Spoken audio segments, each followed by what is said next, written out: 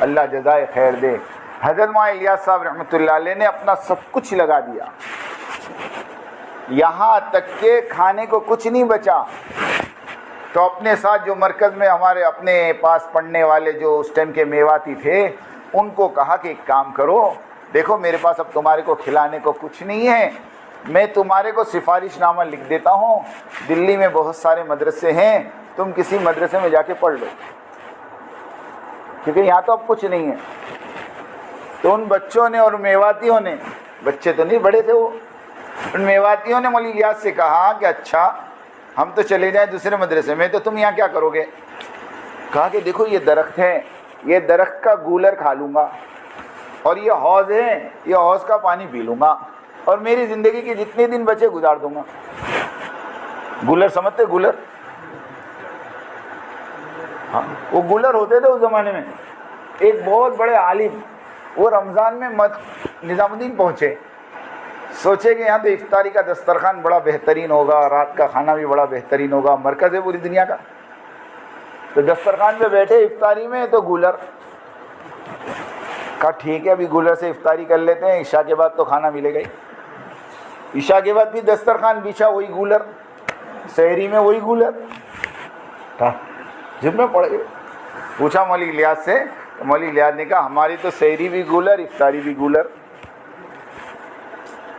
ہمارے مولانا محبوب صاحب کہتے ہیں 1981 میں جب حیدرآباد میں اجتماع تھا تو حضرت جی مولانا انعام الحسن صاحب رحمۃ اللہ علیہ کے لیے پنڈال میں کولر لگایا گیا، تو مولانا انعام صاحب کہتے تھے کام گولر سے کولر تک پہنچ گیا۔ کیا کہتے تھے؟ کام کہاں سے کام پہنچ گیا؟ گولر سے کولر۔ یہ جملے تھے مولانا انعام صاحب کے۔ تو وہ بچے میواتی جو پڑھتے تھے مولانا کے ساتھ رہتے تھے، انہوں نے کہا کہ حضرت جب آپ گولر کھا کر اور پانی پی کر گزارا کر سکتے تو ہم بھی آپ کے ساتھ گولر کھائیں گے، پانی پئیں گے۔ جب کھانے کے زمانے میں آپ کو نہیں چھوڑا تو فاقے کے زمانے میں آپ کو کیسے چھوڑے؟ یہ اس گھر کا حال بتا رہا ہوں، کچھ بھی نہیں کھانے کو، بیوی بھوکی ہے، بچے بھوکے ہیں۔ مولوی یوسف صاحب اکیلے ہی تو تھے، مولوی یوسف صاحب اکیلے ہی تو تھے۔ ایک مرتبہ کا واقعہ ہے، اس کے بعد سے نظام الدین فاقہ نہیں آیا۔ میں وہ واقعہ سنا دوں خالی آپ کو۔ ایک مرتبہ کا واقعہ ہے کہ جماعت کھانا کھائی، ان کو کیا تکلیف ہوگی، جماعت کھانا کھائی، جماعت کھانا کھائی، پلیٹ میں تھوڑا کھانا بچ گیا، تو مولانا الیاس صاحب رحمۃ اللہ علیہ نے سائیڈ میں سے پلیٹ کو صاف کیا، کھانے کو بیچ میں کیا، اور ایک پردہ ہوا کرتا تھا گھر میں اور مسجد کے بیچ میں، وہ پلیٹ اٹھا کر پردے کے پیچھے دی اور اپنی بیوی سے کہا کہ یہ کھانا تھوڑا سا بچا ہے، تم اور یوسف کھا لو۔ اب وہ پلیٹ اندر گئی، دسترخوان بچھا، پلیٹ رکھی، مولوی یوسف صاحب نے اور ان کی امی نے ہاتھ دھویا، اور جیسے دسترخوان پر بیٹھ کر پہلا نوالا ابھی اٹھایا بھی نہیں تھا، اتنے میں پردے کے پیچھے سے آواز آئی، ارے ایک اور جماعت آ گئی، وہ کھانا واپس کر دو۔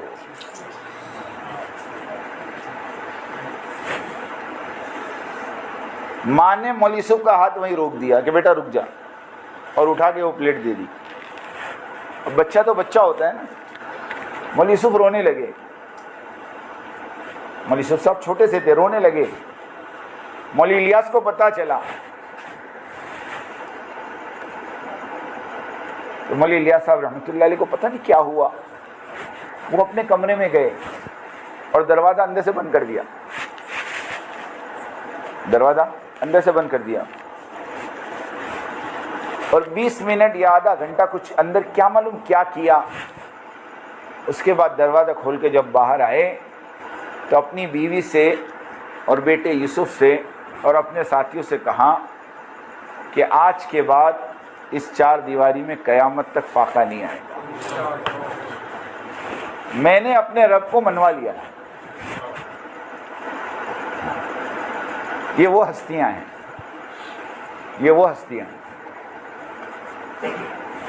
جب مولانا الیاس صاحب رحمۃ اللہ علیہ کے زمانے میں فاقے شروع ہو گئے نا نظام الدین میں.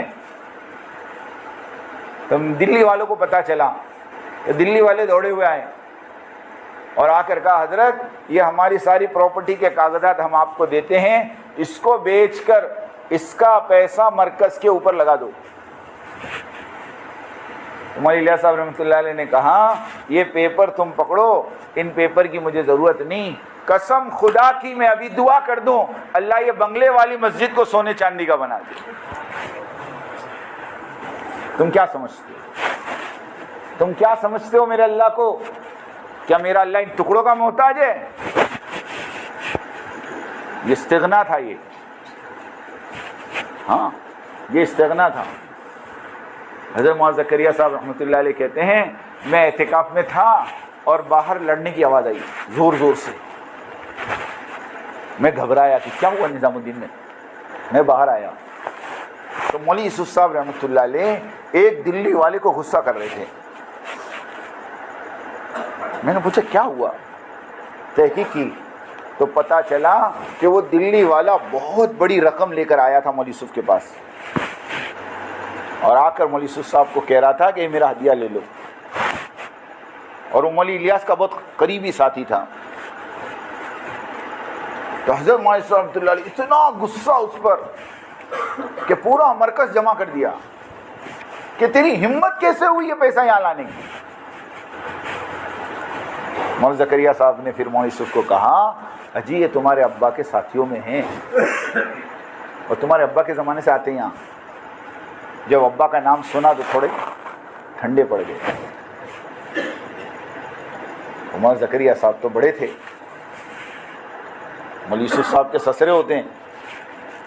مولوی یوسف کو پکڑ کے اندر لے گئے اور وہ جو ساتھی تھے ان سے معافی مانگا. وہ ان کا مزاج تھوڑا گرم ہے، یہ غصہ ہو گئے، معاف کرنا. تو وہ جو مالدار آیا تھا اس نے کہا کہ نہیں تمہارے معافی مانگنے سے میرا اتنا اثر نہیں ہوا جتنا اس آدمی کا استغنا دیکھ کر اثر ہوا. کہ کتنا بے پرواہ آدمی اور کتنا اپنے آپ کو مال سے دور رکھنے والا آدمی. کہ وہ مال بھی واپس لے گیا اور کہتے ہیں موت تک اس آدمی نے تبلیغ میں جان لگائی. میں مولوی الیاس صاحب کی بات کر رہا تھا. مولوی الیاس صاحب نے دعا کی کہ فائقہ نہیں آئے گا. پھر اللہ نے مولوی الیاس صاحب کو بلا لیا. پھر مولانا یوسف صاحب امیر بنے. تو ہم جو کہتے ہیں نا اختلاف تو اس زمانے میں بھی ہوا. جب مولانا الیاس صاحب رحمۃ اللہ علیہ کے بعد مولوی یوسف کو امیر بنایا تو مولوی یوسف صاحب تبلیغ میں نہیں لگے تھے، وہ تو اوپر بیٹھ کر کتاب لکھ رہے تھے. حضرت مولانا الیاس صاحب رحمۃ اللہ علیہ بار بار اپنے میواتی ساتھیوں کو کہتے تھے جاؤ یوسف کو کہو تبلیغ میں حصہ لیں. مگر وہ پورا دن اوپر کمرے میں بند رہتے تھے. لیکن کس کو معلوم تھا کہ اوپر جو کام ہو رہا تھا وہ تبلیغ کا ہی ہو رہا تھا. تو کیا کام ہو رہا تھا اوپر؟ حیات الصحابہ لکھی جا رہی تھی. ہاں حیات الصحابہ لکھی جا رہی تھی. لیکن جب مولانا زکریا صاحب رحمۃ اللہ علیہ نے مولانا عبد القادر صاحب رائے پوری رحمۃ اللہ علیہ سے مشورہ کر کے مولوی یوسف صاحب کو امیر بنا دیا تو اس وقت اختلاف کرنے والے مولانا احتشام الحسن کاندھلوی جن کی کتاب پستی کا واحد علاج ہے، اگر یقین نہ آوے تو فتاوی محمودیہ پڑھ لینا. مولانا احتشام صاحب نے مفتی محمود الحسن صاحب کو مولوی یوسف کی شکایتوں بھرا خط لکھا تھا کہ اجی ایک 28 سال کا آدمی امیر بن گیا اور کبھی تبلیغ میں اس کے 4 مہینے نہیں لگے. لوگ ابھی کہتے ہیں نا، وہ اس ٹائم بھی سوال ہوئے تھے. سمجھ میں آئی بات؟ مجھے بتاؤ مولوی الیاس کے 4 مہینے کون سے صوبے میں لگے؟ ہاں بتا سکتا کوئی؟ ارے جس آدمی کی زندگی لگی ہو اس کا تم 4 مہینے کا پوچھو. ہاں عجیب بات ہے. تو مولانا احتشام صاحب مرکز چھوڑ کے چلے گئے. مولانا انعام صاحب کے بارے میں ملتا ہے مولانا انعام صاحب خود 1.5 سال کے لیے مرکز چھوڑ کے چلے گئے.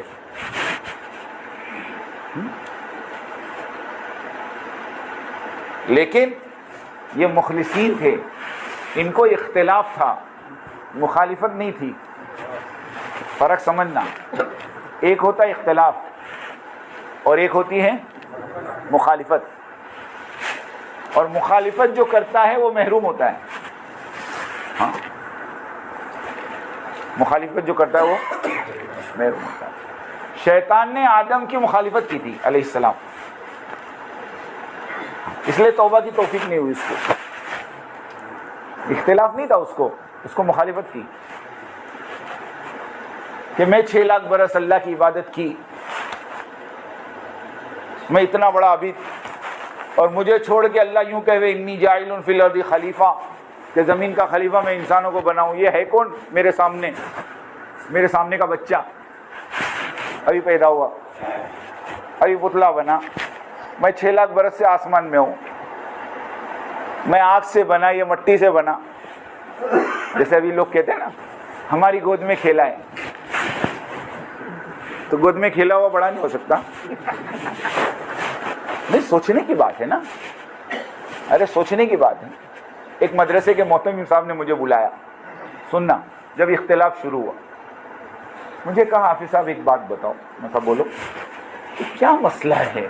انہوں نے ایک دم انجان بن کے پوچھا, جانتے تو سب ہے لیکن وہ مجھے دیکھنا چاہتے تھے کہ کیا جواب دیتا ہے, کہ کیا مسئلہ ہے یہ. میں نے کہا کچھ بھی نہیں. تو کیا بات کرتے رہے, اتنا مسئلہ پوری دنیا میں چل رہا, تم کہتے کچھ نہیں. میں کہا حضرت ایک بات بولوں. بولے ہاں. میں کہا مسئلہ صرف یہ ہے کہ قاری طیب صاحب رحمۃ اللہ علیہ کا جب دیوبند میں انتقال ہوا تو ان کے بیٹے کو دارالعلوم دیوبند میں اہتمام کے لیے بلایا, تو وہ مدرسہ چلاتے تھے حیدرآباد میں, مولانا قاسم نانوتی کے لڑکے. تو انہوں نے کہا کہ چونکہ میں میرا مدرسہ چلا رہا ہوں, یہ مدرسہ چھوڑ نہیں سکتا, البتہ میرا لڑکا ابھی فارغ ہوا ہے, 2 سال ہوئے ہیں, نام طیب ہے, اگر تم کہو تو میں مولوی طیب کو بھیجوں. اب جو دیوبند میں تھے انہوں نے آپس میں مشورہ کیا کہ چلو قاری مولانا قاسم نانوتی کا بیٹا نہیں تو پوتا صحیح ہے, تو نسبت اسی کی, کا ٹھیک ہے بھیجو. اب جب وہ قاری طیب صاحب حیدرآباد سے نکل کر دیوبند پہنچے تو ان کی عمر کتنی تھی معلوم ہے؟ 25 سال. کتنی تھی؟ 55 سال یہ محتمم رہے. کتنے سال؟ جب دیوبند سے 1982 کی 12 جنوری کی رات کو ان کو گھسیٹ کر نکالا گیا, اس وقت ان کی عمر 80 سال کی تھی. تو 25 سال ملتا ہے. 25 سال کی عمر میں میں نے مولانا کو کہا کہ قاری طیب صاحب محتمم بن گئے دیوبند کے, تو دیوبند کے جو اکابرین تھے, جو بڑے بڑے اساتذہ تھے, اس میں 2 کا نام تو میں ابھی نام بتا دوں آپ کو, علامہ انور شاہ کشمیری رحمۃ اللہ علیہ اور مولانا شبیر عثمانی رحمۃ اللہ علیہ. یہ دونوں دیوبند چھوڑ کر ڈھابیل گجرات کے مدرسے میں پڑھانے آ گئے. کیوں؟ کہ یہ بچہ محتمم بن گیا, اب ہم یہاں نہیں رہ سکتے. میں نے کہا وہ 25 سال کا محتمم بنے یا 28 سال کے امیر بنے, فرق اتنا ہے. لیکن سامنے والی پارٹی میں فرق اتنا ہے کہ انور شاہ کشمیری رحمۃ اللہ علیہ اور شبیر عثمانی دارالعلوم دیوبند چھوڑ کر ڈابل جامعہ میں آ کر مدرس بن گئے. انہوں نے دیوبند کے سامنے مدرسہ کھڑا, یہ شرافت تھی ان کی. جب ان کی شرافت تھی تو ان کا کیا تھا وہ آپ سوچ لو. ایسے مولانا الیاس صاحب رحمۃ اللہ علیہ کے بعد, سنو میری بات دھیان سے, مولانا یوسف صاحب رحمۃ اللہ علیہ جب امیر بنے تو مولانا انعام صاحب, یہ پوری دنیا سنیں گی بات, اور مولانا